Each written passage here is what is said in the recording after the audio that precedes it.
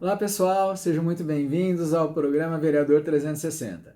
Essa aqui é a Coordenadas número 20.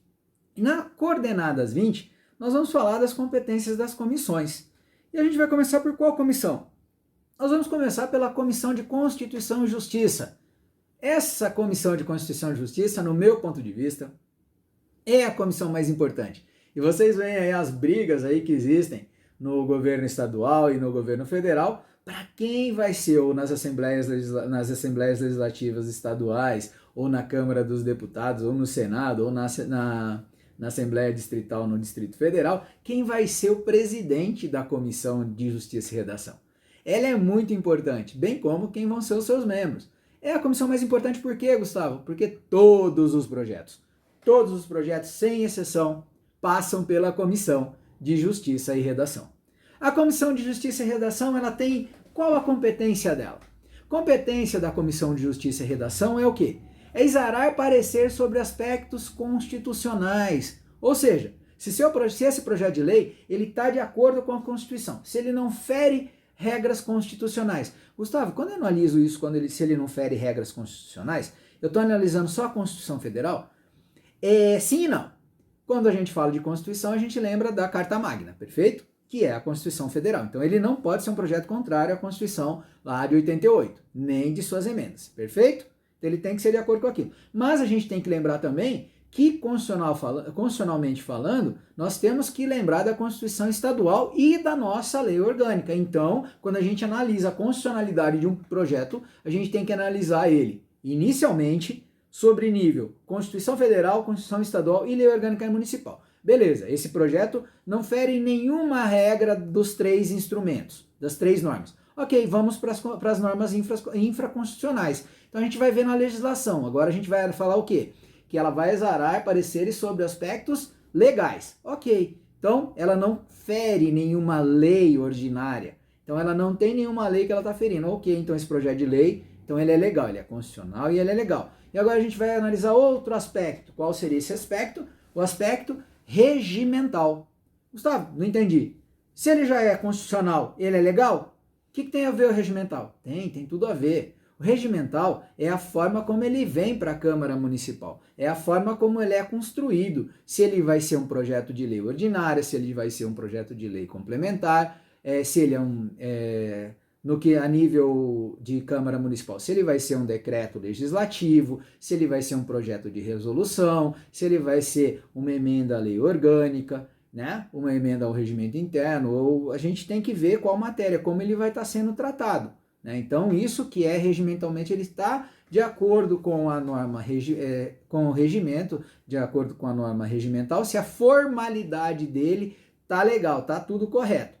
E nessa questão a gente tem que analisar o quê? A formação jurídica e a técnica legislativa dessa proposição. Aí se ele está composto de forma correta. Não entendi. Vamos lá. Chega um projeto de lei lá que num parágrafo ele fala que aquele parágrafo não é um parágrafo, é uma linha, ou que aquela linha que deveria ser um inciso não é um inciso, né?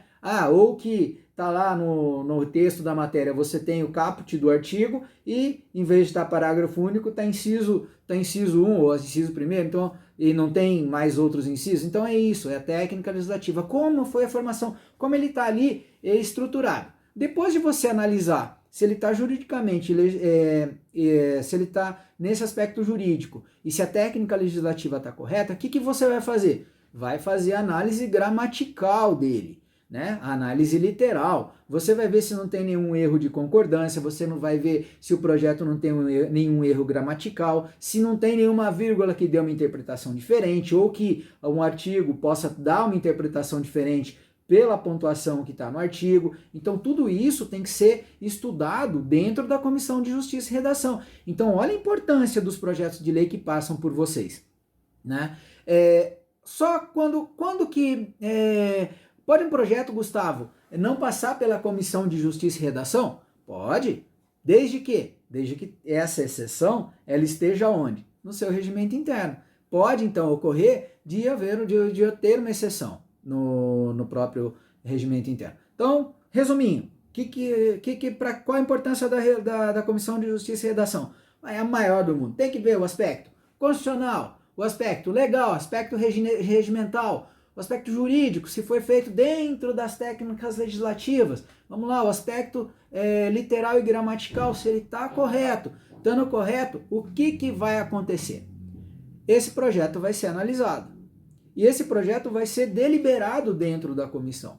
E essa deliberação, como ela ocorre?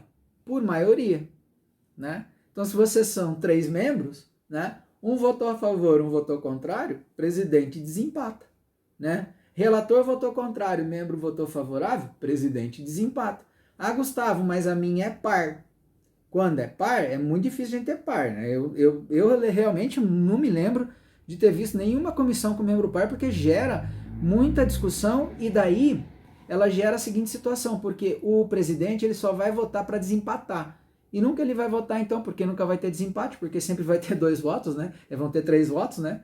Vão ter ou 2 favoráveis, os 3 favoráveis, contrários, ou 2 e 1.